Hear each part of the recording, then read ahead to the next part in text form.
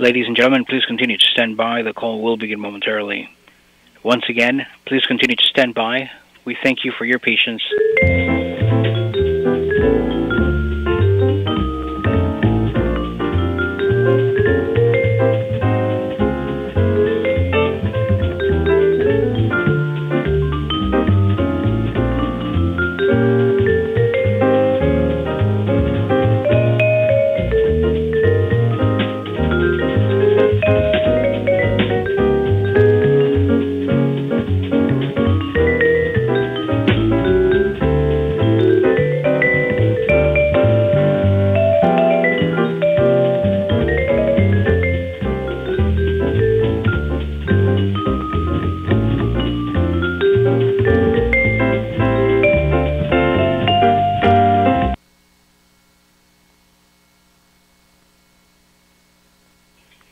Ladies and gentlemen, thank you for standing by and welcome to the 2018 ACC Coaches Teleconference. During the presentation, all participants will be in a listen-only mode. Afterwards, we will conduct a question-and-answer session. At that time, if you have a question, please press the 1 followed by the 4 on your telephone. If at any time during the conference you need to reach an operator, please press star 0. As a reminder, this call is being recorded Monday, February 26, 2018. I would now like to turn the conference over to Brian Morrison. Please go ahead, sir. Thank you, and I'd like to welcome everybody to the season's last basketball teleconference. And we'll get things started with Clemson head basketball coach Brad Brownell, whose Tigers will host Florida State this Wednesday, in a game shown nationally on ESPNU at 9 o'clock tip. Coach, if you could, a few comments about your team, then we'll open it for questions. Yeah, coming off a win against Georgia Tech on Saturday. Didn't think we played particularly well at times in the game, but really pleased with the way our guys battled from 11 down in the second half and made some big-time plays down the stretch. It was really good to have Shelton Mitchell back. Thought he was good in the game and helped our team a good bit. Thought the Georgia Tech kids really played hard, played well, and we were probably fortunate to win. But good to get a win. We're in the last week of the regular season with 10 wins and a lot to play for. So exciting time of year and looking forward to what's next. We open for questions for Coach Brownell. Ladies and gentlemen, to queue for a question, please press 1-4 on your telephone keypad.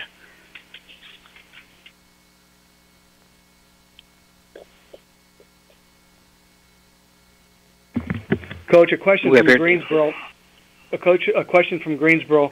You lost Grantham and then you lost Mitchell for a couple games. With the changing in the lineup, how much has that affected your team, and how have they responded? Yeah. Well, there's no question it's affected us. Dante, I think, was just a different kind of player. I mean, I think he's an all-ACC player and a unique guy that we try to utilize in some different ways because of his special talents at 6'8" and versatility out on the perimeter, pass, dribble, and shoot and do some things. And so while, Amir Sims and David Scarr are doing good things for us, we had to change a few things because they're just not the same kind of player. And obviously the same with Shelton. Marquise obviously had the ball in his hands a lot more and was trying to score and be a distributor, and I think there were times we were a little bit out of rhythm. So it's just good to get Shelton back and to get Marquise back in his normal position, and Gabe I think Gabe got back into rhythm again, and some of it was having Shelton out there. So everybody has to deal with certain things. It's been a challenging year for us that way, but certainly glad to have Shelton back and healthy and ready to go here in the stretch run. Thank you. Our first question comes from the line of David Teal, Daily Press. Please go ahead. Good morning, Brad. Morning. Various all-ACC ballots will go out this week, and one of the toughest votes is always the all-defensive team. And I'm just wondering, what have your observations been about defenders around the league? It seems like Elijah on your team is a pretty darn good defender. Just your observations on those things. Yeah, I think Elijah Thomas for us, in terms of his shot blocking and ability to protect the rim and defensive rebound, has been very good.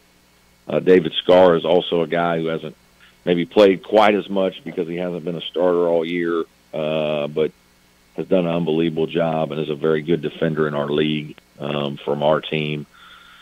I think, Virginia, obviously with Tony's group, they've got several guys that defend well, and Wilkins has always been, really good, high-energy guy. Devin Hall does a good job. It's hard for me to go through all the different guys in the league and stuff like that, but because of the way they defend and their place in the league, I think, something has to be made for that. I think some of it, people look at the shot blocking stats and all those kinds of things, and that's significant for sure. But I do think, you're also looking at teams that are good defensively and then have players on that team who the coach has recommended that maybe aren't guys who are getting a million steals or blocking a million shots, but just good, solid defensive players. I think sometimes we're always looking at steals and block shots, and there are a lot of guys that just have to guard somebody and try to do a good job on somebody's best scorer. And there's a place for those guys too. Thank you. Thank you. Our next question comes from the line of Ken Skura with the Atlanta Journal-Constitution. Please go ahead. Hey, Coach. I was wondering, what were your impressions of Moses Wright, the freshman number 12 on Georgia Tech? Yeah. No, I thought he played well. He's a live body, long. As he continues to get stronger and grow into his body, he's going to be a good player. He's got some perimeter skills where he can put it on the ground once or twice and get to a place and make a play. He's not a great three-point shooter yet, but he can make one. And that's obviously only going to get better. I think he has very good upside and seems to, now he's getting an opportunity to play consistent minutes, and, that's going to serve him well moving forward. He said so.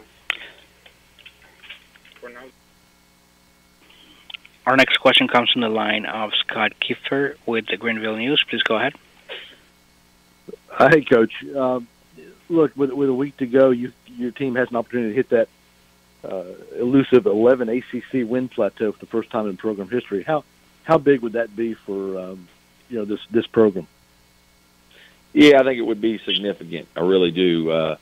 Obviously, this league is just it's a monster every year, and you get to 10 with a week to go. You got a chance to still play for double bye, chance to break a school record with 11 ACC regular season wins. It'd be a huge accomplishment for our guys. Something we talked about a little bit this morning when we met, and I do think it has significance because it hasn't been done in our school. I know we haven't had 18 league games forever, but this league is very demanding, and so for our guys to have an opportunity to do that, I think it's a significant accomplishment. Absolutely. Thanks. Thank you. Our next question comes from the line of Christopher Heidel with the Herb FM Sports Radio Baltimore. Please go ahead. Hi, Coach Brad. How you doing? Good. Thanks. Just talk about Florida State. What do you guys have to do differently against Florida State? Because they completely ran you out of the gym down in Tallahassee. So what do you guys have to do to get better against them? Well, I think it was a little different than that. We actually had a big lead and lost it, and they knocked us off in overtime. But we have to take care of the ball better. We got a little sped up and made a few bad decisions at inopportune times, and they were able to convert those into points in transition. And then obviously you got to rebound against them. They're big and strong and athletic, send a bunch of guys to the glass. So physically we've really got to be ready to compete. So taking care of the ball, I think physically, defending and rebounding, always huge when you play those guys. Thanks, Coach. Thank you. Next question comes from the line of Al Featherstone, Access Sports. Please go ahead. Coach, I want to get back to defense a little bit. you were talking about individual player stats and not putting a lot of stock in steals or block shots as a defining measure for a defensive player. But what do you see as a good defensive stats for a team? Obviously not points allowed because that's tempo oriented. Right. But, right. Field goal percentage defense. I think. Yeah. Well, I mean, points allowed it's not the be all end all because we do play differently in terms of styles and Tony's teams are always probably going to lead the league in fewest points. But field goal percentage defense, and then I just think, in terms of, and again, I'm not placing any significance on steals or block shots. Those are certainly important stats, and the guys that do those things are certainly good players that probably are good defensive players. But I also think there are guys out there sometimes that, like David Scarr for us, is a very good defensive player. He's not going to block a lot of shots, and he's not going to have a million steals. But now he can guard players. He can guard some of the better guys in this league and make it hard for them to get to their average. And so shot attempts that guys take to get the points they get when you play against somebody like a player like that. And obviously a lot of teams have a guy who's kind of the guy that they think is their best defensive player and going to put them on people. But if you're looking at a team stat, I think, field goal percentage certainly allowed is another good one as well. Coach, thank you very much. Thank you. Okay, Coach, thanks for taking time being with us today and during the course of this season. Okay, thank you. All right, Brad, you take care. Thanks, Brian. We have with us now Georgia Tech head basketball coach Josh Pastner, whose Yellow Jackets will host NC State this Thursday. The game shown on the ACC network with an 8 o'clock tip. Coach, if you could, a few comments about your team, then we'll open for questions. Yeah, we play North Carolina State on Thursday. Coach Keats has done a great job there. Obviously, one of the coaches in contention for ACC Coach of the Year, and their team is really good. They're talented. They had a great win last night. They're good. They're just good. They're, Markel Johnsons can play. They got shooters all over the floor. They control the tempo a lot of times defensively. So we'll have to play really well. We know it's a tough test, and we'll have to play at a high level. We open it for questions for Coach Pastner. Ladies and gentlemen, if you would like to ask a question, please press 1-4 on your telephone keypad.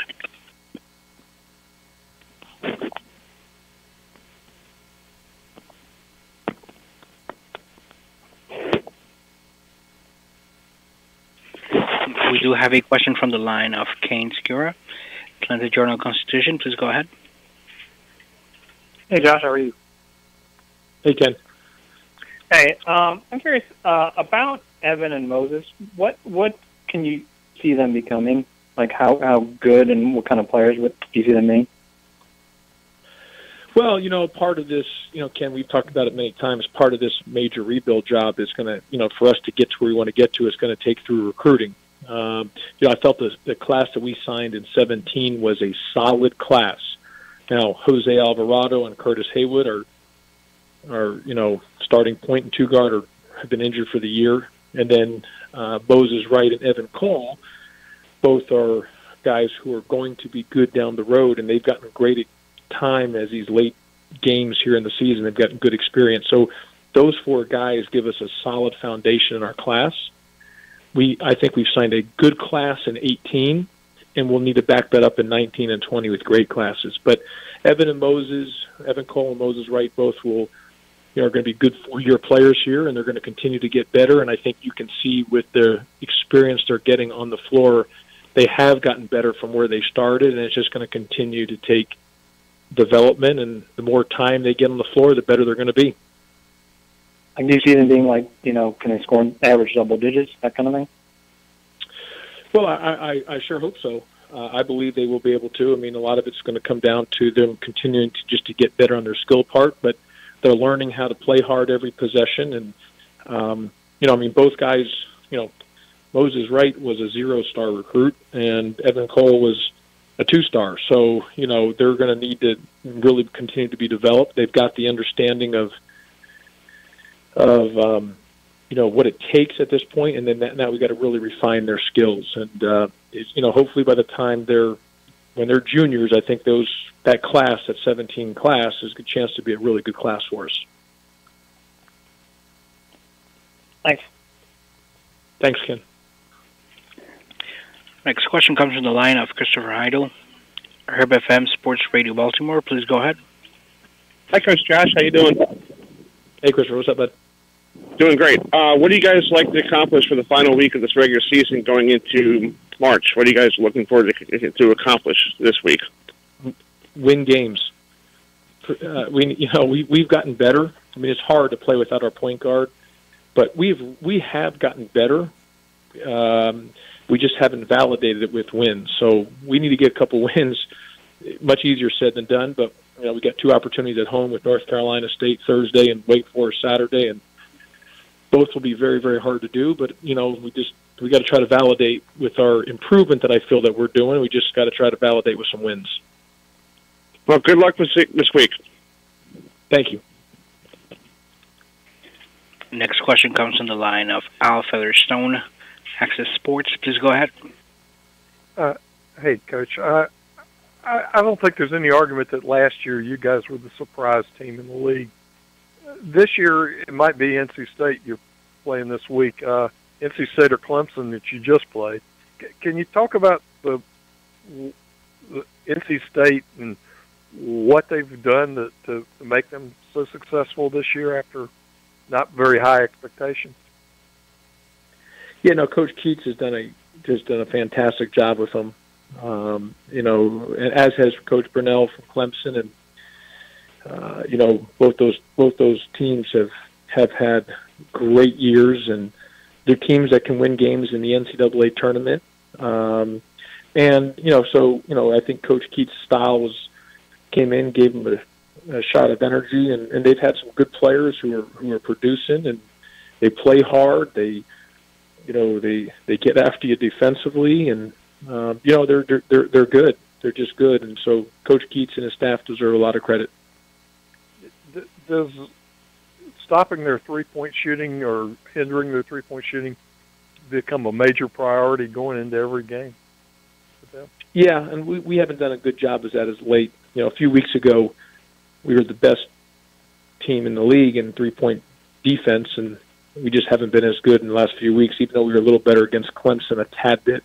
But other than that, other than the Syracuse game we played in the last few weeks, we just haven't been as effective from guarding the three. And North Carolina State's a great three-point shooting team, and they move the ball well, and they find the open man, and they make shots.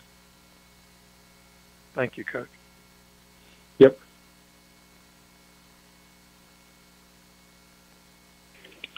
Our next question comes from the line of Hayes Vermer, Sports Channel 8. Please go ahead. Coach, along the same lines of what Al was talking about, but looking at the job Kevin Keats has done, but they're relying on a lot of a few transfer players who have come in.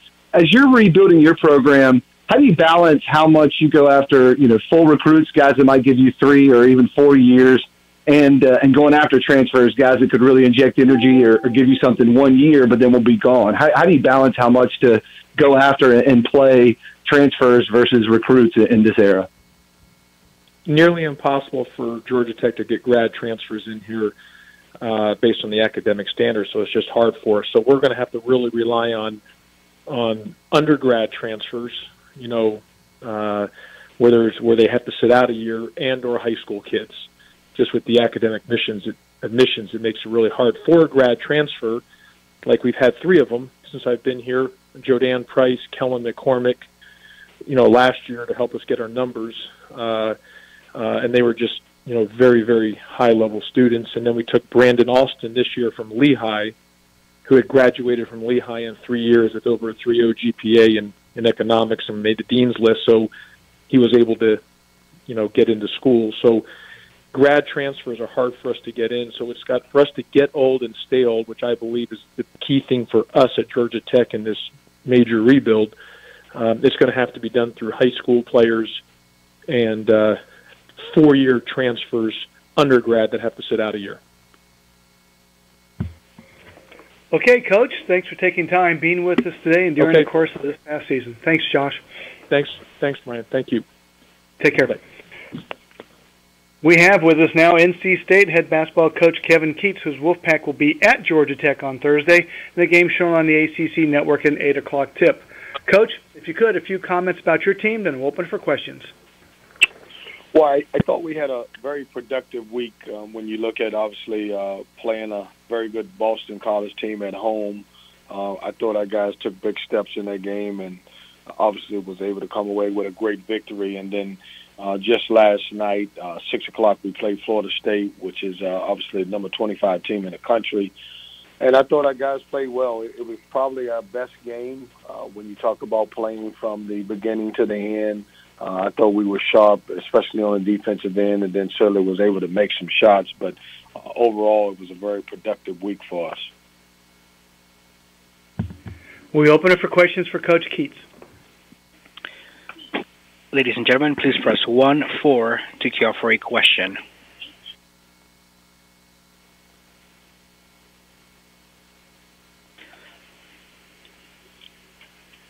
Our first question comes from the line of Ken Segura, Atlantic Journal-Constitution. Please go ahead.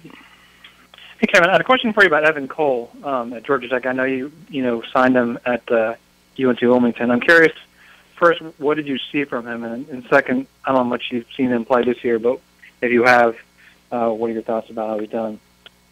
Well, it tells me we were recruiting the right kids at UNCW. Evan is an incredible talent, a very good student, very good person. I thought we did a tremendous job getting him to come to the CAA and play. And I've just started to watch tape on Georgia Tech this morning, and I know he's playing a very big role for those guys, actually starting for them. Very good basketball player, can score the ball inside and out, athletic, runs the floor. He's going to be a very good basketball player in the ACC, and that means a lot for him because when you talk about a kid who was originally signed in the CAA. Right, thanks. Thank you.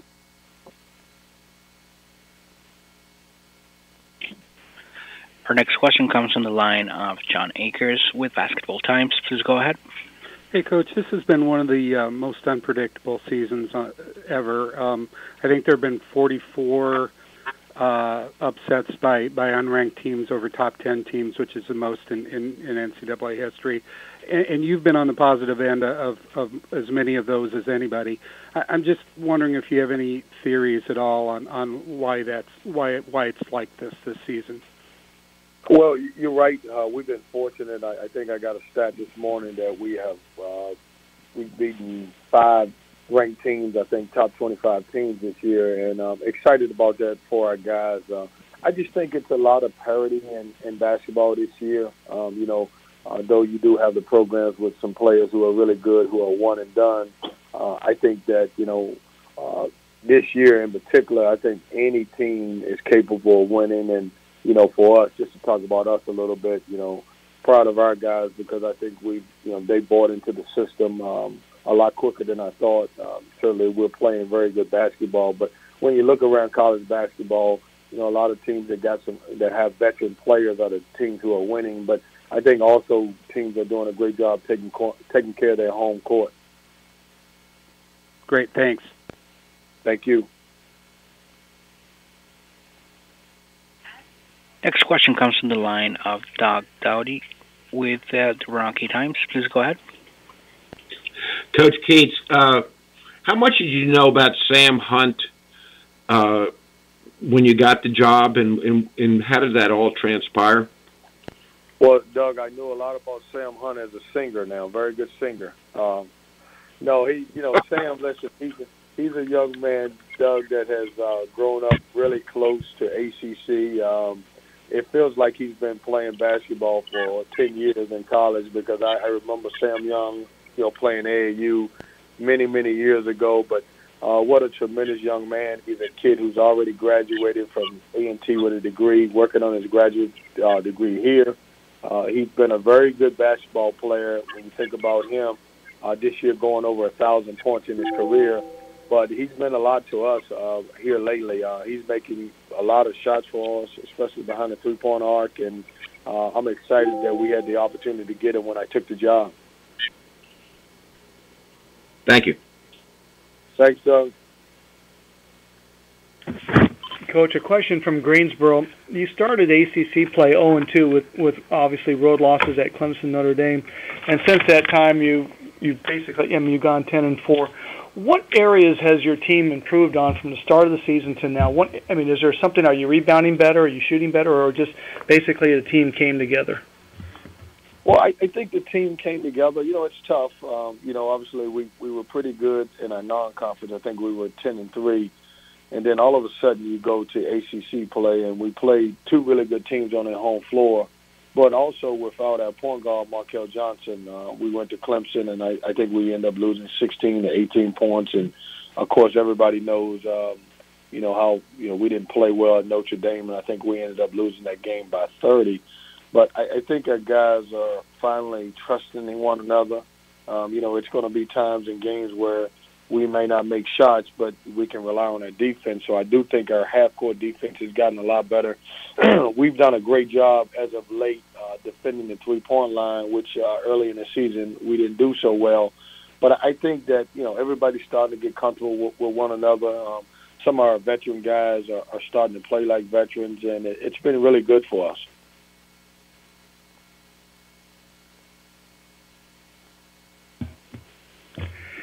Any further questions for Coach Keats? Okay, Coach, thanks for taking time being with us today and during the course of the season. Thank you. All right, Kevin, you take care. All right. And we'll hold now for Pitt head coach Kevin Stallings.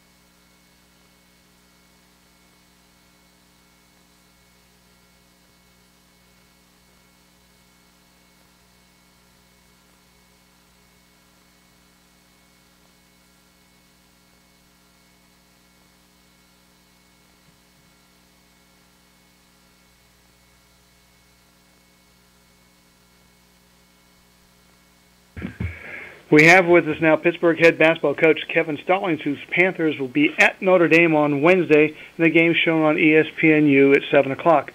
Coach, if you could, a few comments about your team, then we'll open it for questions. Okay. Well, we didn't play very well on Saturday and played against a great team, and obviously the whole conference season has been a struggle for us, but we're looking forward to getting back out on the court and having an opportunity to be better than we were, particularly in the first half on Saturday, and hopeful that we can play a lot better than that. I feel like Coach Bray has done an amazing job with his team, given the injuries that they've had to deal with to key players, and sounds like Clemson will be coming back, and despite the fact that I would probably rather play them without him, he's such a terrific player, and I'm glad that he's going to be able to get back out on the court and play for them and hopefully finish the season and whatever they have left. So, but we know it's going to be a tough game. Their senior night, and so we're going to have to go and play our very best. We open it for questions for Coach Stallings. Ladies and gentlemen, if you would like to ask a question, please press 1-4 on your telephone keypad. We have a question from the line of Al Featherstone with Access Sports. Please go ahead. Hey, Coach. I just think it's an interesting thing. You were talking about Clemson coming back. They've had to play most of the season without their best player. You've had to play most of the season without your best player. I was looking around the league. I mean, Bruce Brown's been out for a while, and Miami, Grantham at Clemson. Have you ever seen a year that with so many, key injuries? There are always some, but these are, good players. Luther is. Yeah.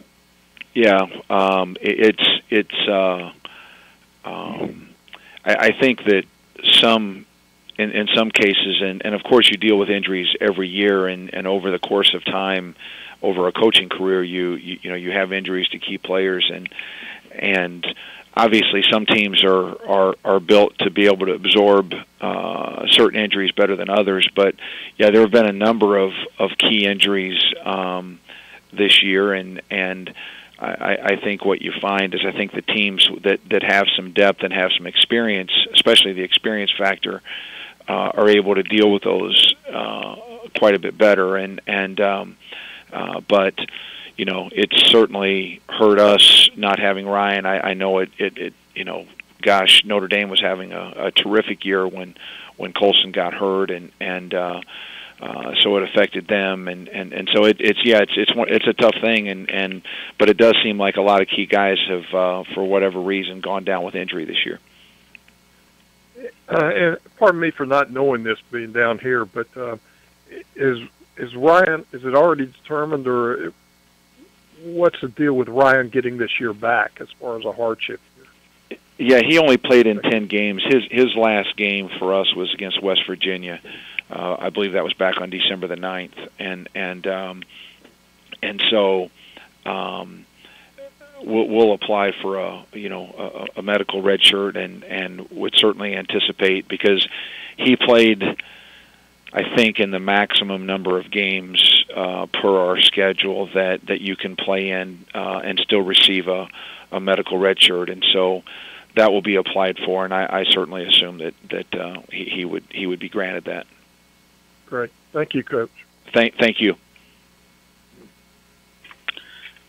Our next question comes from the line of Doug Dowdy with Roanoke Times. Please go ahead. Yeah, nobody talks about Virginia's offense. Obviously, their defense limits the number of possessions in a game. What can you say about UVA's offense? I think their offense limits the number of possessions in a game too, because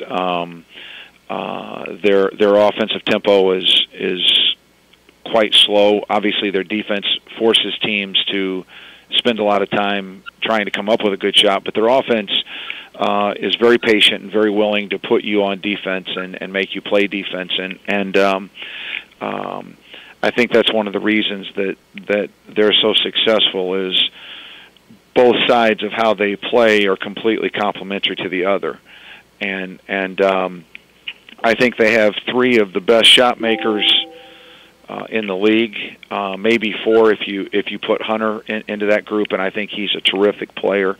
But Jerome and Guy and Hall obviously are terrific shot makers, and they're a very, very efficient offensive team, a very well-spaced offensive team, and they all know their roles, and they do a great job of playing them. So, I think they're very underrated offensively because they have four guys that are really, really high-level shot makers. Thank you. Our next question comes from the line of Craig Meyer with the Post-Gazette. Please go ahead. Yeah, Kevin. I was curious here. With there being one regular season game left here for you guys, and with the winless record, how cognizant do your guys seem to be of that history? Of how few teams have gone winless in conference play, and how much of a point of emphasis does there seem to be among them, if they are cognizant of it, to try to avoid it? I think that we've been aware of. I mean, certainly you're aware of your record. I don't know if any of them know the history of what you're referring to.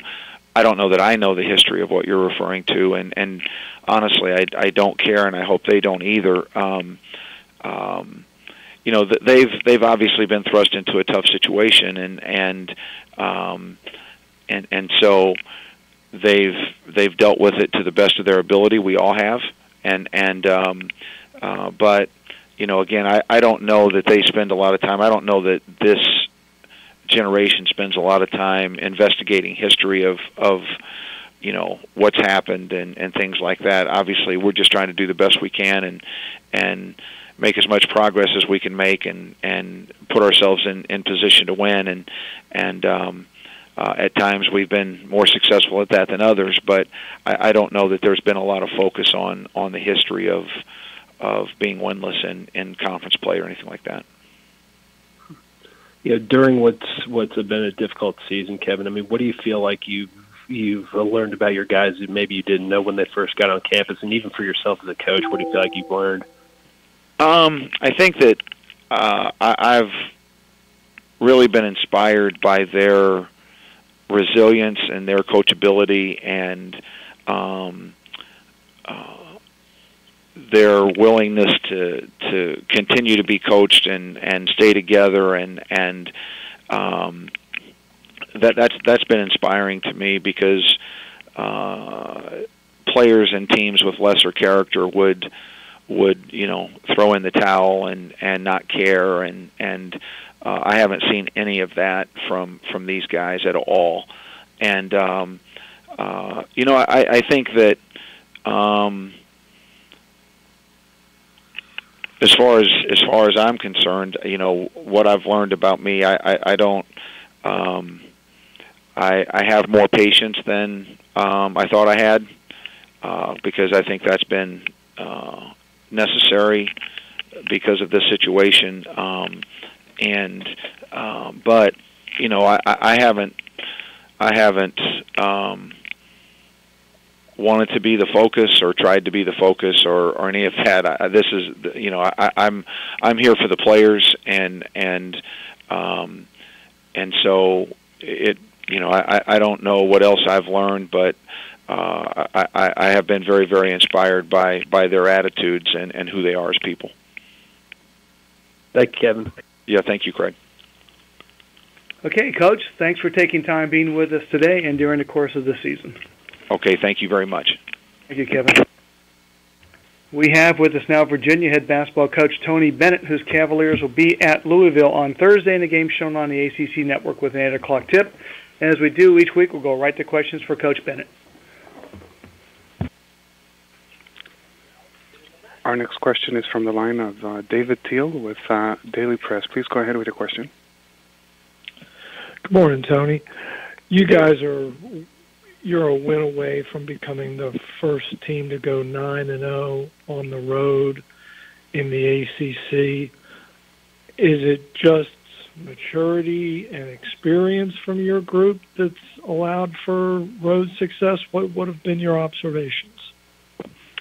I think they've been pretty consistent in how they've played. I think that's been the key, to just a consistent approach, not overwhelming, not maybe great, as we talk about not being a knockout punch team, but consistent with their approach to every possession. And but there also have been some big plays made. You always need that when we've either needed a big basket. You can go back to the Duke game, the shots that Ty hit.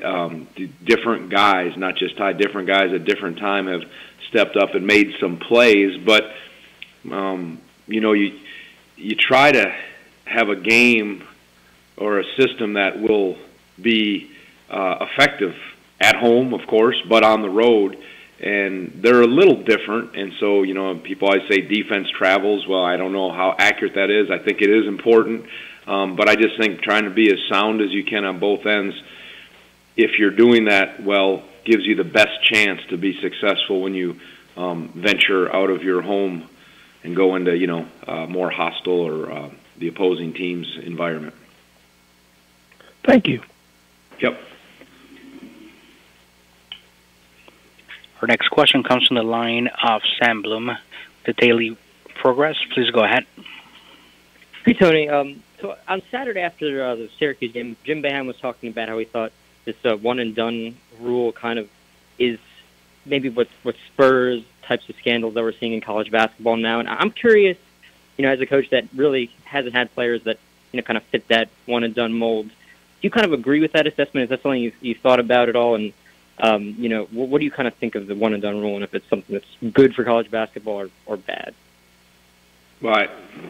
There's a lot of questions there. I think what's going on in college basketball is not just because of the one-and-done rule, without a doubt.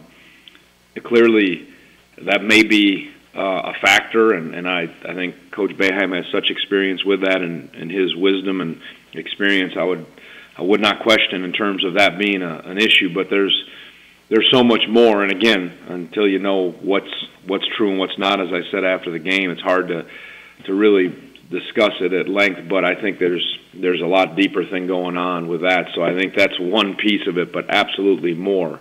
As far as me and the one and done rule, I don't know. I think I don't have a strong stance.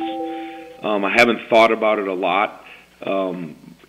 If it should just be how it was before, or if it should be similar to other models. I need to really think long and hard about it. For us, it hasn't affected us as much, so maybe that's why I haven't thought about that rule. But obviously, if it helps with this issue and clean things up, of course, you have to strongly consider it. Our way has always been trying to get guys to be, if they're good enough and can go after 1 year, 2 years, 3 years, of course they have that opportunity. But the maturity factor for most teams, and really there's just a chosen few that can recruit and sustain the one-and-done model, or those guys, but most teams have to try to build through maturity. And that's why, when we're starting to discuss this, well, guys can transfer without having to sit out a year, those are things that are alarming for a lot of coaches and programs because we hope there's some continuity, but that's a whole nother issue. So, thank you. Yep. Our next question comes from the line of Mike Barber with the Richmond Times-Dispatch. Please go ahead. Morning, Tony. To follow up on what David asked you, not so much how you guys have been able to win so much on the road, but when you think about that accomplishment, you know how good the ACC is, and we've been told for years how hard it is to win on the road. What kind of an accomplishment would it be to complete an undefeated road season in this league? Honestly, that's the first time I even was brought to my attention when David said that about that. So I really, it'd be great. I'm just so thankful to have gone. You play an 18-game schedule, and that's a test over almost 3 months, and that's a big sample of what you're doing. So I really, the regular season ACC title, even though you don't play every team twice, it's a pretty good thing, I think, if you can do that. But as far as being the first team undefeated on a road, I don't know. I'm not sure I don't know. I don't think yes, it'd be a great thing to win all your games, but I think winning the regular season ACC championship is what stands out. Everybody has to play 9 at home and 9 on the road. And then as you look at Louisville, obviously the situation they went through and David getting put into that situation, have they changed more as the years gone on, as he's kind of maybe got a little more comfortable in his role? Yeah, I mean, he's done a really good job, and I said it before. He has really good support with him, with Trent Johnson as his. I don't know what his title is, if he's associate head coach, one of them, and his staff. And absolutely, he was in a unique spot, and I think he has grown. I think his team plays very hard, and to go in and beat Virginia Tech when Virginia Tech's been playing at such a high level is impressive. And I think they do a lot of good things. I've watched them, so I think he's certainly improved his team.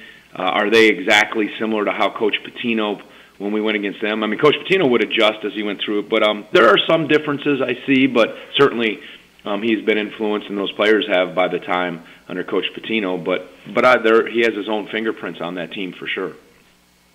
Thank you. Yep.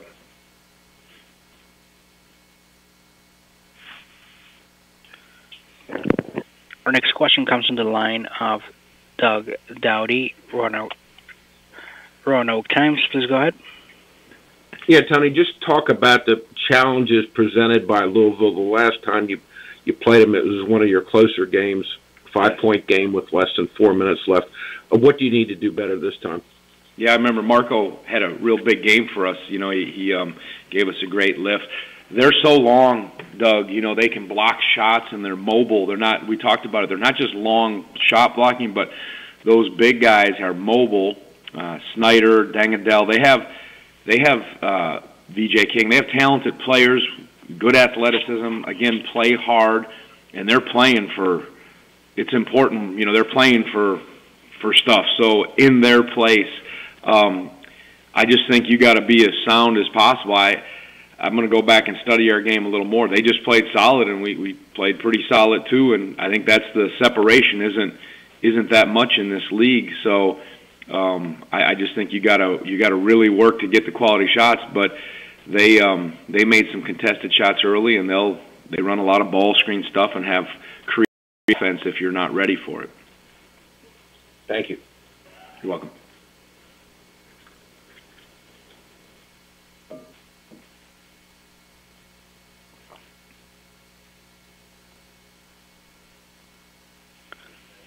No further questions on the phone line?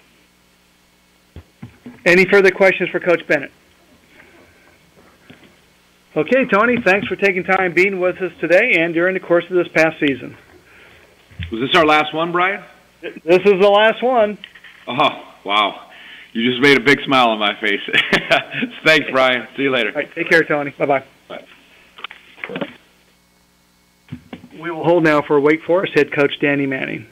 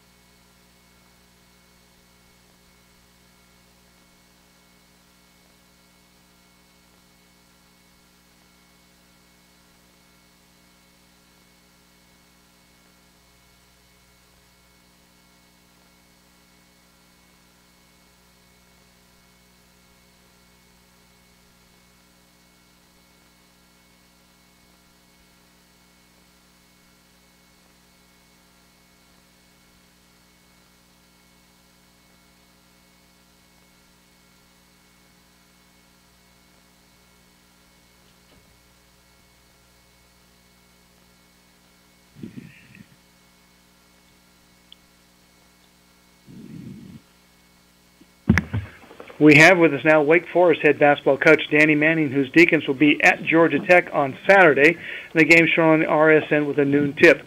Coach, if you could, a few comments about your team, and we'll open for questions. Sure. Yeah, we close out our season at Georgia Tech, and hopefully for us, it's a chance to close out the season on a win, and then go up to ACC tournament and go up there and play spoiler and win some games. Lost to Notre Dame this past weekend. Pharrell hit a really tough shot against us, but he still shook free and knocked it down, and we couldn't close the gap at the end. We open it for questions for Coach Manning. Ladies and gentlemen, please press 1-4 to queue for a question. We do have a question from Bill Haas from Greenboro. Danny, you've got this week to prepare for your Saturday game, and then you'll play again Tuesday in the tournament. What are the biggest points of emphasis in your practices coming up? Well, right now for Georgia Tech, they run a double cut off the high post a lot, and so we've got to make sure we do a good job of jumping to the basketball and trying to beat them there on the cut and not let them cut across our face. And then we have to be disciplined as well, because they get that ball reversed and they can get that same action going on the other side. And so for us, it's making sure that we have good awareness defensively and we're in our help spots. But that high post offense is a really efficient offense for them, especially when they move Lammers to the 5, because he's such a good shooter from that elbow top of the key area. You've had a number of games that have been really close in the final minutes that you haven't been able to close out. As a coach, I know you go over these situations, and then when you don't see the execution, how frustrating is that to you? You guys can't quite get over the hump. Yeah, it's just a matter. We just got to continue to get our reps in, and hopefully, continue to get better in certain areas. But a lot of times, we look at it comes down to the end of the ball game, but also throughout the course of the ball game, there are other possessions that we have to do a better job at, whether it's offensively or defensively, and maybe it wouldn't come down to such a tight situation towards the end of the ball game. But throughout the course of the ball game, we have to do a better job as well in certain possessions, offensively and defensively. Thank you. Thank you. Coach, another question from Greensboro. Shondae Brown in conference play is shooting almost 48%, averaging 8.1 points a game. Could you talk a little bit about his development over the course of conference season?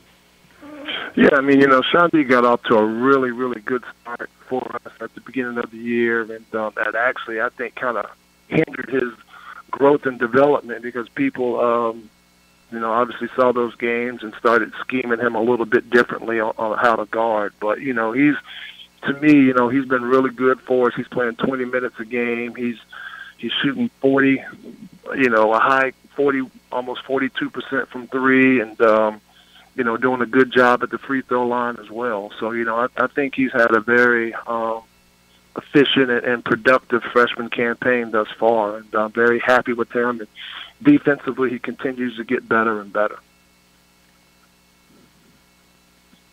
Thank you. Yep. Any further questions for Coach Manning? Okay, Coach, thanks for taking time being with us today, and I'll do it again next year, because this is the last teleconference of the season. Okay, thanks a lot. All right, Danny, take care. Thanks. We have with us now Boston College head coach Jim Christian, whose Eagles will host Syracuse on Wednesday, the game shown on the Regional Sports Network with a 9 o'clock tip. Coach, if you could, a few comments about your team, then we'll open it for questions. So like everybody else, we're just trying to finish up strong. We had a game we thought probably one of the better road games we played for 38 minutes at Miami, and then disappointing ending for us, not cashing in on some opportunities that we had, and now just trying to finish up strong, getting ready for the tournament, playing Syracuse for the second time. So a lot to play for us. And we open it for questions for Coach Christian. Ladies and gentlemen, please press 1-4 to queue up for a question. We do have a question from the line of Bill Haas with Greensboro. Jimmy, with 2 games before the tournament, what are the kinds of things you want to see your team really work on and get ready for the tournament? Yeah, I think it's really about finding consistent play, both individually and collectively. So that was the one thing I was really happy with. We had not played well prior to that. We played poorly at home against Notre Dame. We didn't play very well at NC State collectively, and I just thought we all responded and played. For, like I said, 38 minutes, we played really, really well on both ends of the floor. So that was a good step for us. So maintaining that and now understanding, what you have to do to win, towards the end of the year is probably the most important things for us. You've having played Syracuse once this year. What are the kinds of things that, pardon me, no problem, that you learn from that game that can help you the second time around? Particularly at home. I think just how you attack. I mean, how we attacked the zone, where we got the ball, what happened how did they adjust during the course of the game, and then defensively, I thought that we were horrendous guarding the ball. They're a really good offensive one-on-one team when they get space. So Battle's one of the best one-on-one players in the league. The point guard's one of the better one-on-one players. Brissett's a great one-on-one player. So, I mean, for us to understand the urgency in which we have to guard the ball individually and collectively, and then they hurt us inside, rebounding the basketball. So, I mean, anytime you play, you walk out of the gym and you know what your team did. Obviously, the other team does some things that enable them to win. And you know what you need to do better if you get a chance to play them again, and that's what you have. Those are the things we have to do better. Thank you. No problem. We have a question from the line of Al Featherstone with Access Sports. Please go ahead. Hey, Coach. Hey. I think Popovich had a career game against Miami. Can you talk about his development? He seems to be, a guy that's could do very limited things to the guy who's expanding his role. I don't know. I think he has great skills. He had great skills as a freshman. I think he displayed them. He just wasn't a very consistent player. He was coming off the bench, and now he plays a lot more, so that helps. And he's a sophomore. There's a lot of guys, who, especially international players, that they're trying to get adjusted A to college and B, college basketball, and especially at this level, what's demanded from them. And I just think he's grown. He's much more confident. He's always had great skills. He's always been a really good passer. He's a pretty good ball handler for a guy his size, and he's just going to keep getting better. And pardon me for not knowing this down here, but did Jerome Robinson hurt his elbow in the Notre Dame game, and did it bother him at all in the Miami? Excuse me? No. He hurt himself in the NC State game. He landed on NC State, I'm sorry. Yeah, he was fine. I mean, he didn't. He was, okay. He scored 30 points on 14 shots. So yeah. So I don't think if it did bother him, then I'll smack him in the elbow again for you. If that's all right. Thank you, Coach. No problem. No further questions on the phone line. Okay. Any further questions for Coach Christian? Okay, Jim, thanks for taking time being with us today and during the course of the season. Okay, thank you. All right, Jim, take care. We'll hold now for Florida State head coach Leonard Hamilton.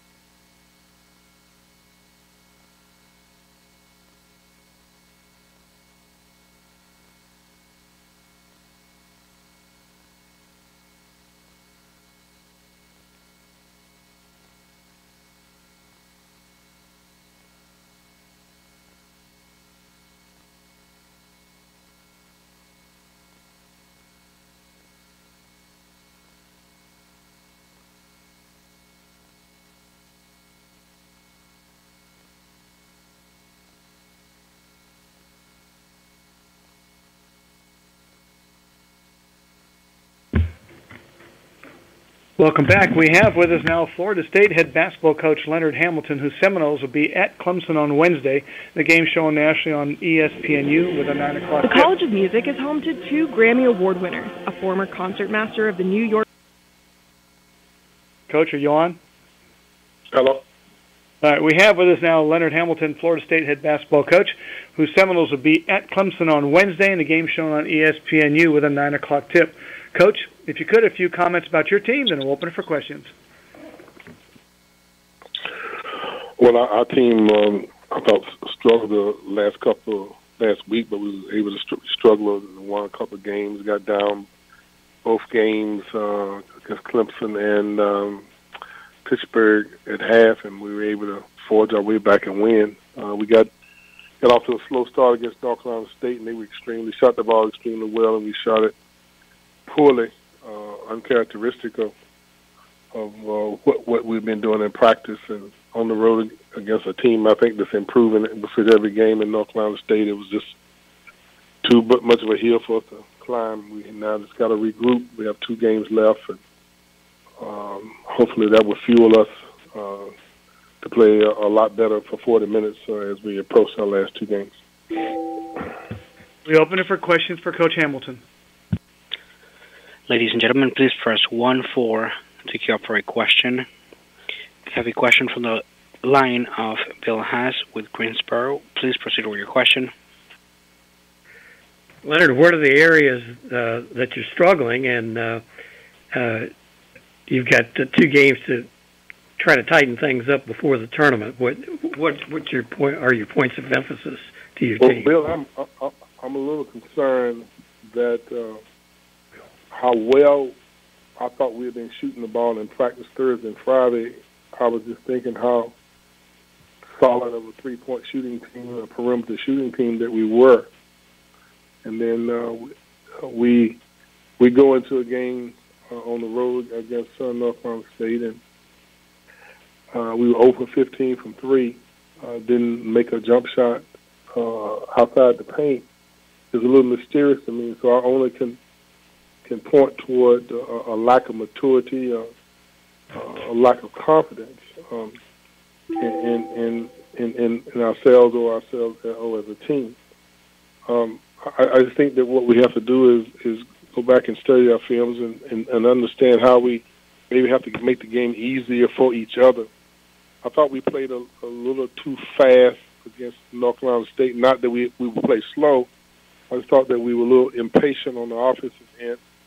And as I watched the film of the game, they shooting the ball exceptionally well. We get a stop, and they would get an offensive rebound, and I believe they must have scored at least 4 threes after we had gotten stops on either kickouts or tip-outs for threes.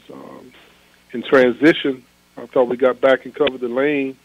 They must have scored 4 points or 4 buckets, three, I believe, in transition, which is probably more difficult to defend than anything else.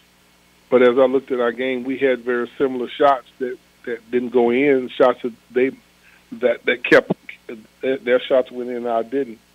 I think the only thing we have to do is just continue to keep. I thought our kids played pretty hard, and I thought the effort was good. I thought their focus was on point, and we had excellent practices.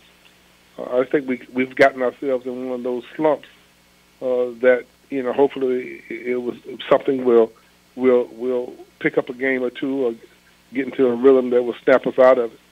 But we normally bounce back pretty quick, even though sometimes when we don't play well, and I expect us to do the same as we move forward these last 2 games. You just played Clemson very recently and won in overtime at your place. What kinds of problems do they present, and how do you go about playing them on the road? Well, I think when you look around the league, the style of ball that's been most difficult most successful is teams that they're putting 4 perimeter players on the floor, where they have the best ball handlers, the best shooters. That's the way the game of basketball is going. Is more, I also want to say small ball, but it's more perimeter. and with one big guy inside. They don't turn the ball over very much. Defensively, they're very solid. They don't play exactly like Virginia, but it's not, I wouldn't say pack line, but they have pack line principles where they protect a certain area of the court, and they're very challenging to go against.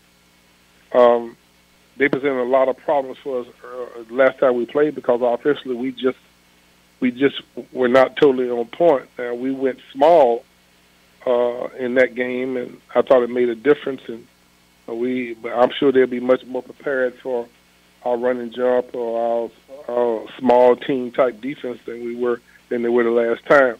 In order for us to be successful against Clemson on the road, the last game, I think it's their last home game, we're going to have to be totally on point in all phases, offensively and defensively.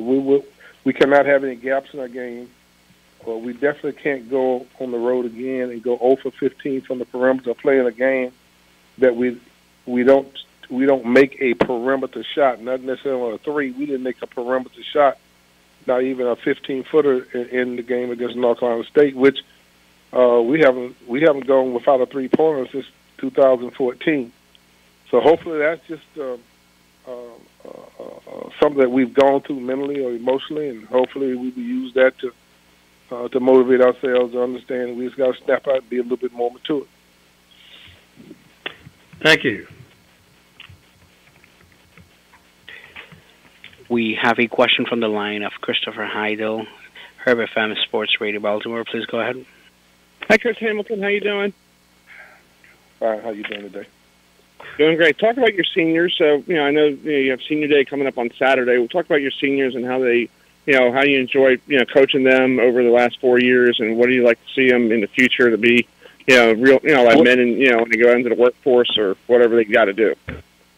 Well, we're very proud of our graduation rates and our seniors at Florida State. I think we've only had maybe one or two kids not graduate that have been with us for 4 years, and since in the 15, 16 years that we've been here. Angola, coming from a junior college, we're very proud of him. He's on schedule to graduate, and so is Brandon Allen, who's architect major, and I think he's going to be an engineer. He's going to be an outstanding representative. Phil Kofer is going to graduate. He's a senior, the only one on our team with real 4 years of experience. That's part of our problem. But those three guys are all set to graduate. I think Angola, obviously, he wants to play basketball after he graduates. We've already been talking to companies with Brandon Allen as he pursues his career, and Phil and I are still talking about what he really wants to do with his career and his future. But they all are outstanding young men. I'm very proud of them. Thanks, Chris. Good luck. Mm-hmm. Next question comes from the line of Doug Dowdy, Roanoke Times. Please go ahead. Coach Hamilton, it was mentioned on the air last night that you'd had some physical issues during the week. How have you gotten past that? Yeah, I had a rough week. There's no doubt about that. When we had played the University of North Carolina game, something that I was not aware of, had never experienced. I had kidney stones, and I had to have an operation in the morning of the Carolina game. It was very painful and challenging to even be available for that game, but they put a stent in, to help flush out the remaining kidney stones. And I removed the kidney stone on Monday morning, and I had a bacteria infection that caused me to obviously be tremendously affected during the course of the week. So I was on antibiotics back and forth from the doctor to the hospital to practice. Thank goodness we took 2 days off last week. It was a very tough week for me. Actually, Thursday I didn't think I was going to be able to make the trip, and but because I've been on so much medication during the week, and I just didn't feel like I was making a lot of progress. But I felt a lot better on Friday, and I was able to go to practice on Friday, and I felt pretty good. And then I was able to travel on Saturday, but it was a tough week for me, no doubt about that. We have those challenges in life, but I always feel that we expect our players to play with a little discomfort, that I had to be as strong as I could. But I have to admit that when you have an infection, it affects you in a lot of different ways. That it's not a matter of being tough or focused. It's a matter of making sure that you have the right medication so that it doesn't get worse. And thank goodness I had my doctor traveled with me, and I took a shot on Saturday, and took another before we left. I took another shot on Sunday morning, another antibiotic shot on Sunday morning prior to the game. I wasn't at 100%, but I was good enough, and it didn't have any effect on my ability to coach the game. Okay, Leonard, thanks for taking time being with us today and during the course of this season. Thank you, Leonard. We have with us now Louisville head basketball coach David Padgett, whose Cardinals will host Virginia on Thursday. The game shown on the ACC network at 8 o'clock. Coach, if you could, a few comments about your team, then we'll open for questions. Well, we're obviously coming off a much-needed win on the road. Big week coming up for us this week. So the schedule doesn't finish any easier than it has been lately. But, we got the number one team in the country coming in on Thursday, and then we got to go on the road and play at NC State to finish the season, who's playing about as well as anybody in the league right now. So it's going to be a tough week, but, again, like I've been saying all along, we've got a chance to get some quality wins. So our guys are anxious. Good to get back on track the other day, and just got to get ready for the next one. We open for questions for Coach Padgett. Ladies and gentlemen, please press 1-4 to queue up for a question. First question comes from the line of Mike Barber with the Richmond Times-Dispatch. Please go ahead. David, you referenced the kind of rough ends of the schedule. How important do you think playing well at the end of the year is in the eyes of the NCAA selection committee? Well, regardless of how difficult or how, quote-unquote easy the schedule for you is at the end of the year, I think it's just important to play well regardless. You always want to have momentum this time of year heading into postseason play, starting with conference tournaments, and then, if you're lucky enough to make the NCAA, obviously you want to have momentum as well. So, I think the goal of any team is to try to just get better as the year goes on, and then at the end of the year, hopefully playing your best basketball. So, we have had some tough games as of late, there's no question, but most importantly, the last one that we had, we played well. So we just need to build on it and get ready for whoever's next. You've had the experience of playing on the road, throughout this league, and you know how hard it is. UVA has a chance to complete an undefeated road season in the ACC. Considering how hard the league is, how big an accomplishment would that be? Well, hopefully we can avoid having that happen.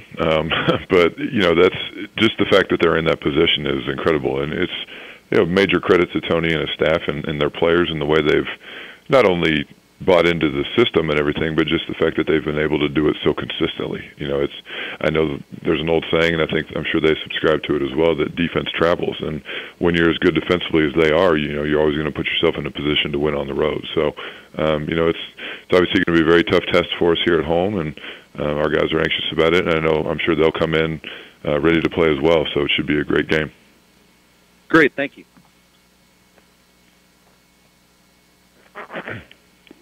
Next question comes from the line of Doug Dowdy, Roanoke Times. Please go ahead. What did you think when you saw that Virginia had held Pittsburgh to 7 points and 1 field goal in the first half the other day? Well, I've actually been kind of in a similar situation. I think the first time we played at Virginia, our first year in the ACC. And someone might have to stat check me on this. I think we had 13 points at halftime. So, it's not very fun. Needless to say, it's pretty frustrating just trying to figure out a way to score against them. And they're year in, year out the best defensive team in the country. Certainly one of them. And it's been impressive to watch what they've done this year. There's no question about that. And we had some success the first time around against them, but we just didn't guard like we needed to in order to win the game. So you always know it's going to be very difficult to score on them. You can't take bad shots. You can't turn the ball over, and you got to be very, very disciplined. And they've shown that throughout the year. Thank you.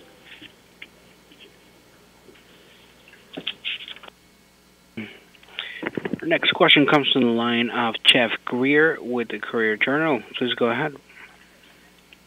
Hi, David. First of all, I'm curious if, after watching the film from Saturday's game, if you're thinking maybe going forward that the lineup you put out there is one that you might start using for the rest of the season. Well, it's a lineup that's going to have to play at times.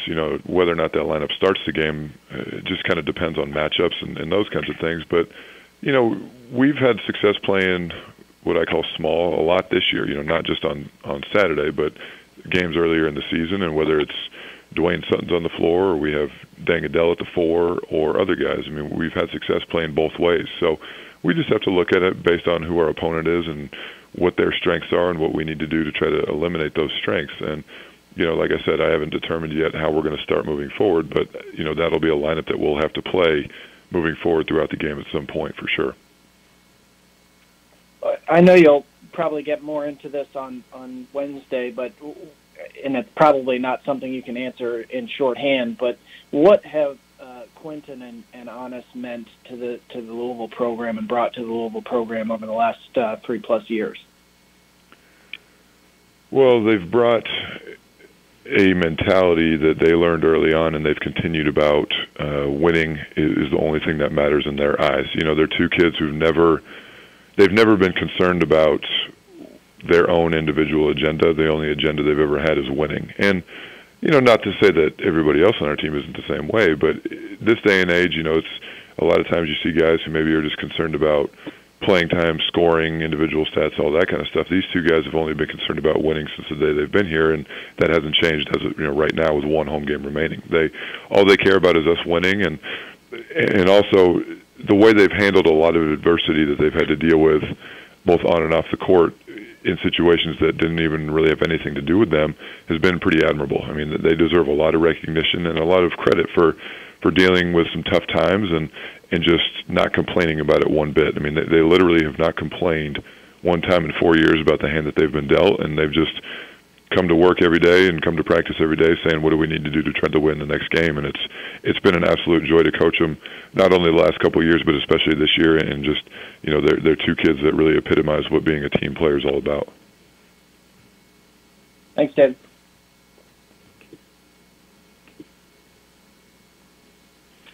Next question comes from the line of Gary Graves with the Associated Press. Please go ahead. Good morning, David. Morning, Gary. Yeah, to follow up on Jeff's question, how have Q and Honest really kind of put their stamp on this team in terms of, I'll say, leadership and maybe kind of getting guys to buy in spite of all the things that have happened this year? Like you said, that's not related to them. Well, it's funny. Back in, I want to say July or August, might even been sooner, but at some point last year before everything that transpired here happened, we had players voted, all the staff voted on who they thought should be team captains. And obviously Dang, Honest, and Q received the most amount of votes, but Q and Honest were, if I remember correctly, were unanimous. And I just think that goes to show not only what the staff thinks about him, but what the rest of the players think about him, their respect level for them, just their leadership ability. And it's still evident to this day. I mean, Quentin's more of a quiet guy where he leads a lot more by example, but Honest is a little bit more vocal where he's, he'll tell guys what they need to hear. And if a guy's having a rough practice or a rough couple weeks, I mean, he'll talk to them and try to get their confidence up and those kinds of things. And having players like that is just invaluable because when practice is over and all the players are in the locker room, you have leadership like that to where guys step up and do the right thing and make sure everybody's doing what they're supposed to be doing. And to have players hold each other accountable is something that's very, very important in team culture. And these two guys have absolutely epitomized that over the last couple of years. And, there's an old saying that sports and adversity doesn't necessarily build character, it more so reveals it. And with the amount of adversity these guys have had to go through, I think the way they've handled everything just goes to show how incredible their character is and how incredible they are as people. Have you noticed any difference in their adaptability, or how much has their adaptability to the lineups this year really kind of helped them and maybe helped this team? Well, obviously, Q has started every game, as far as I know. Honest has started a majority, but they're both guys that, and this happened with Honest a couple of times when he was out of the lineup. I'll go to him and I'll talk to him and say, here's what we're doing and here's why. Don't let it affect what you're doing. You're still going to play, so on and so forth. And they understand that, and they don't complain about it. They don't worry about it because they know that they're going to have an impact on the game, and they know that whatever's in the best interest of the team is the only thing that they care about. And it's a legitimate truth. I mean, it really is. That's how they are as people. That's how they are as basketball players. They just want to win. That's the only thing they've ever been concerned with here, and they've won a lot of basketball games. I mean, they were, a player or two away from going to the Final Four as freshmen, and their sophomore year, unfortunately, they didn't have a chance to play in postseason. But last year we had a pretty good year, and they got to play in the tournament again, and that's their concern, and that's my concern right now, is just making sure we get to the tournament and just trying to finish out this season as well as we can for their sake, because it's their last go-round and their last chance to do it. Thanks, David. Any further questions for Coach Padgett? Okay, Coach, thanks for taking time being with us today and during the course of this season. Thank you. All right, thank you. We will hold now for Syracuse head basketball coach Jim Boeheim.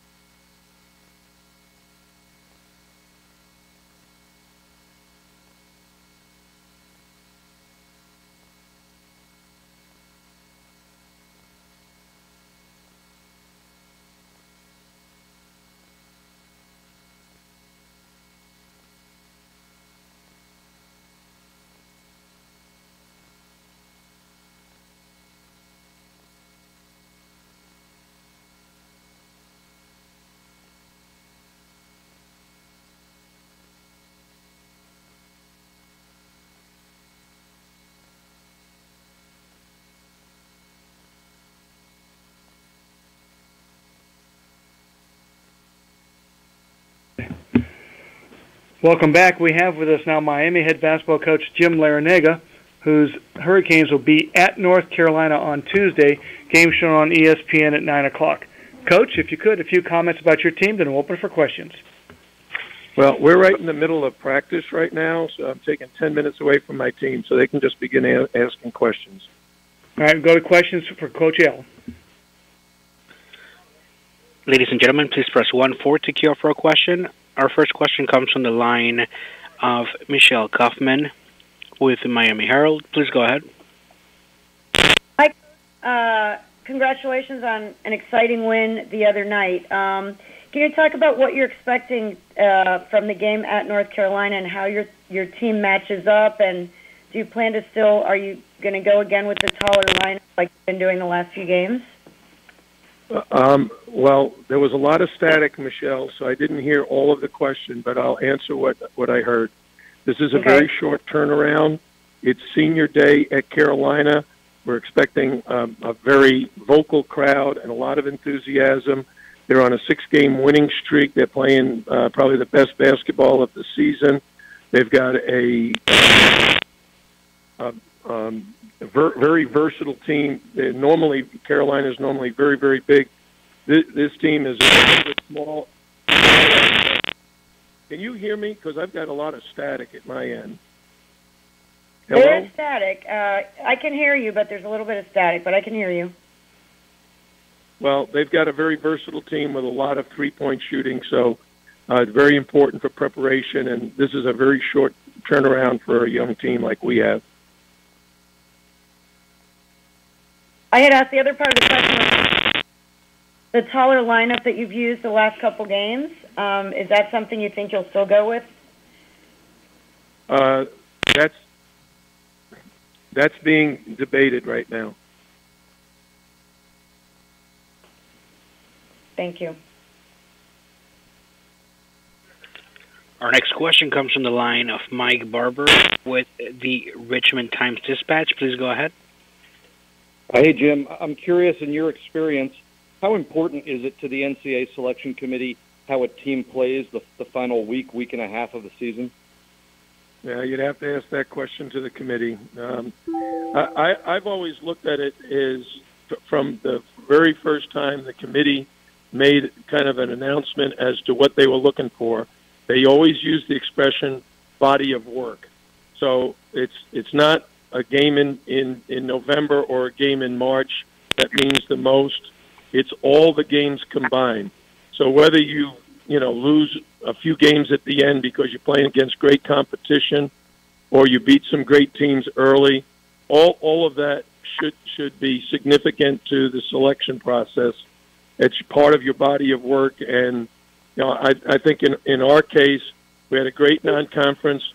We're in the middle of the pack right now and battling some of the great teams in the ACC. I think the ACC has had an awesome year, especially Virginia. But there's a lot of terrific teams in our conference. We feel like we're one of them. And how do you think your team is playing right now here at the end of the regular season? Well, we played good this week. We beat Notre Dame on the road and we beat Boston College at home. So, but every game's a new adventure because the opponent is so different. Carolina, who we play tomorrow night, is so different than Boston College, and Boston College is a lot different than Notre Dame. So, it just depends on how you match up and how your kids play that day. Thank you. Our next question comes from the line of Christopher Heidel with Herb FM Sport Radio Baltimore. Please go ahead. Hi, Coach Larrañaga. I know you're a busy man this morning with practice. How you doing? Okay. Real quick, your seniors. What do you like about your senior class this year? Because I know senior day is this Saturday. Yeah, we have 3 seniors. Jaquan Newton, who is a 1,000-point scorer during his career. Chris Stoll is a walk-on from New Hampshire who has a 4.0 GPA. He's just an absolutely fantastic kid. And Michael Robinson is from Connecticut, who's been instrumental during the course of his 4 years of being a great practice player. Thanks, Coach. Good luck. Thank you. Next question comes from the line of Al Featherstone with Access Sports. Please go ahead. Hey, Coach. I just want you to talk about your freshmen. They're both, I know both Walker and Likes are really coming on strong at the moment, and I just wonder if you can, just talk about their development over the course of the season. Well, Lonnie is our leading scorer in ACC games. Chris Likes is our second leading scorer in ACC games. I think they both have learned a lot and still have a very high ceiling to improve. I think one of the guys you didn't mention who I'm feeling very, very good about is Sam Wardenberg, another freshman who has come in off the bench now and provided a real good spark. I think they all three play very hard. They can all score the ball, and they're improving at the defensive end. Thank you, Coach.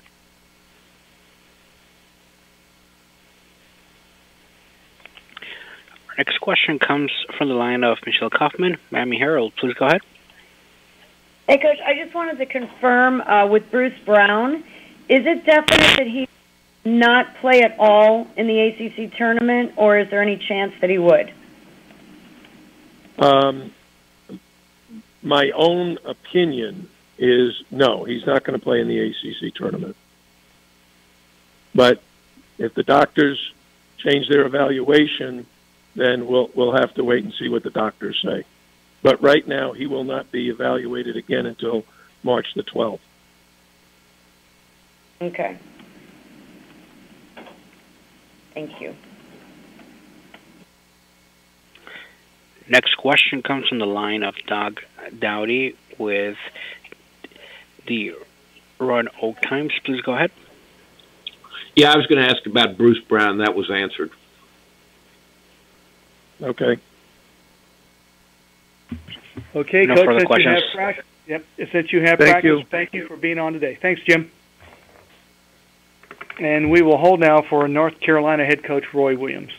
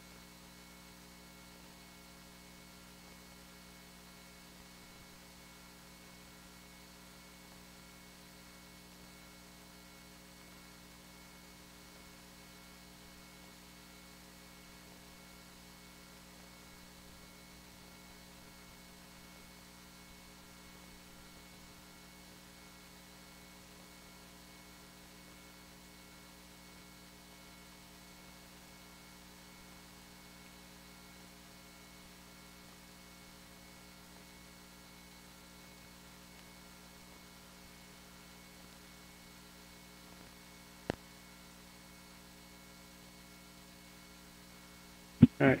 Welcome back. We have with us now North Carolina head basketball coach Roy Williams, whose Tar Heels will host Miami Tuesday.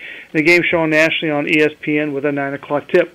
Coach, if you could, a few comments about your team, then we'll open for questions. Oh, that was...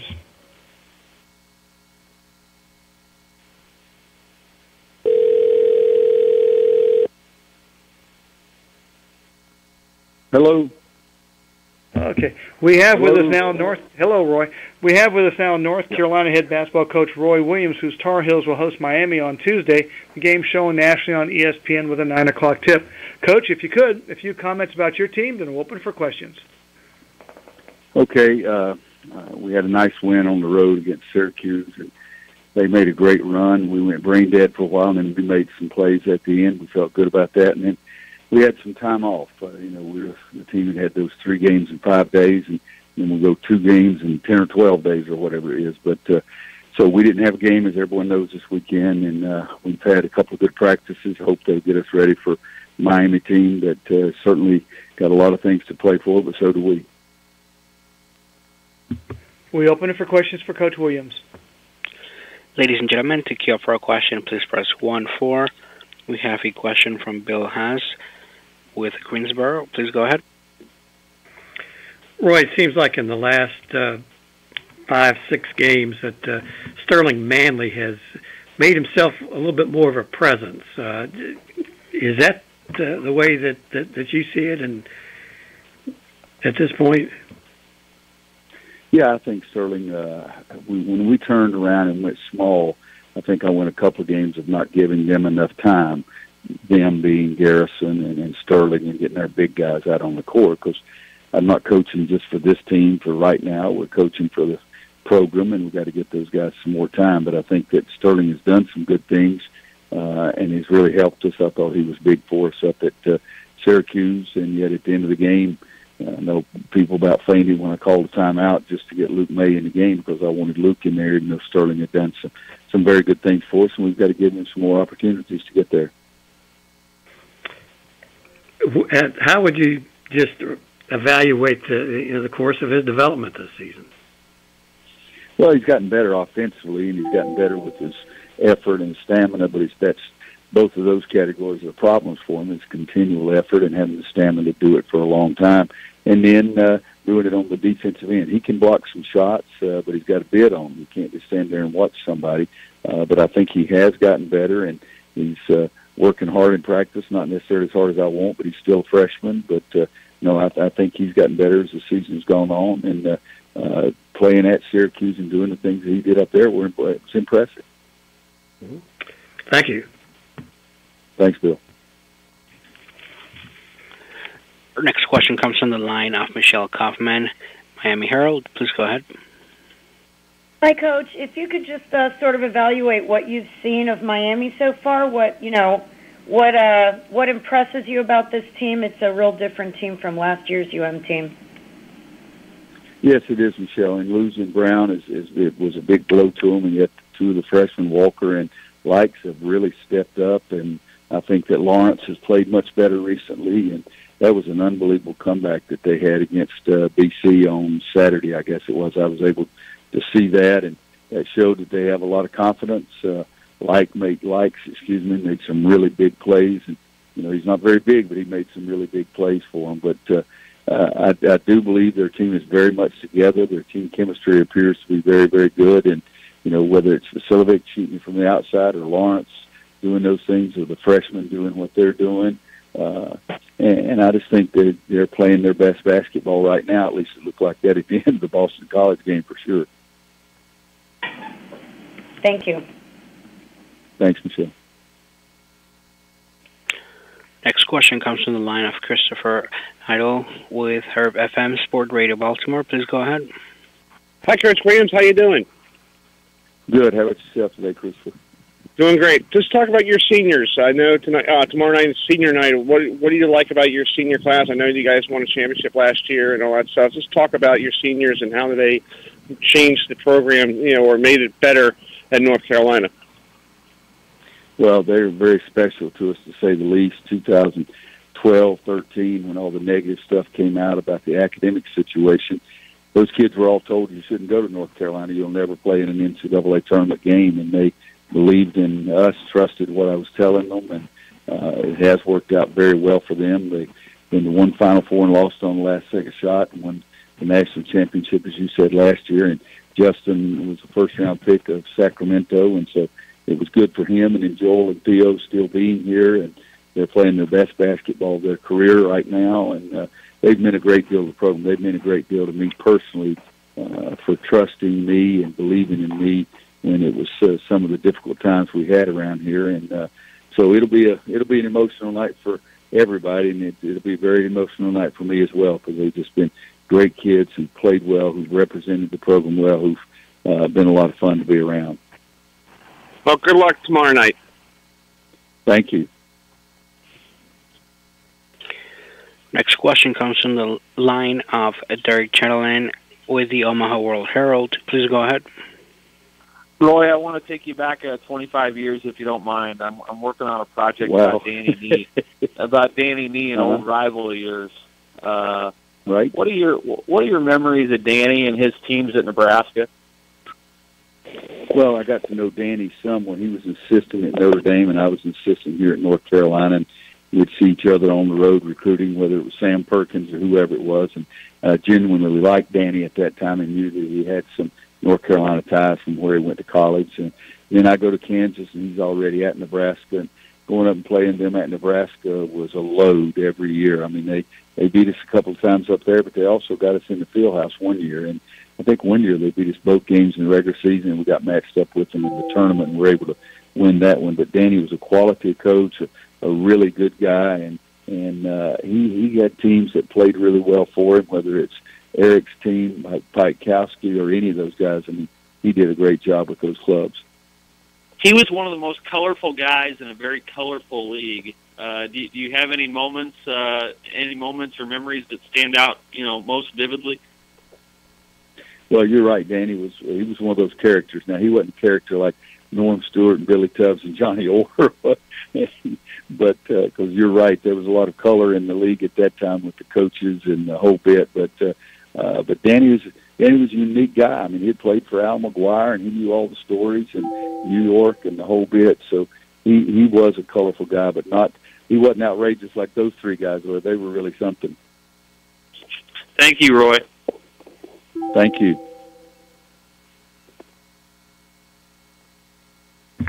Any further questions for Coach Williams?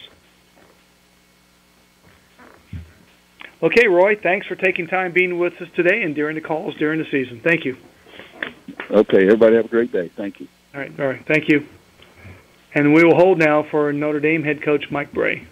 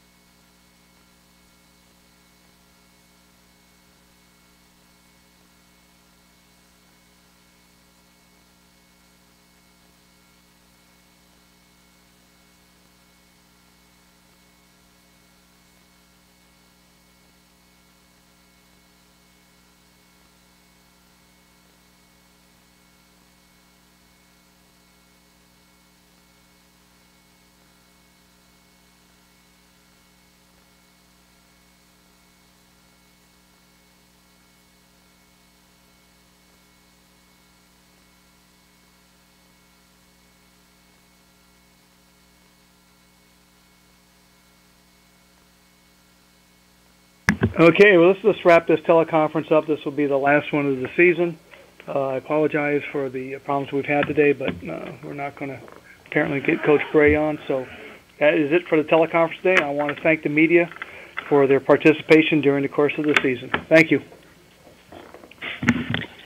Ladies and gentlemen, that concludes today's call. We thank you for your participation and ask you to please disconnect your lines.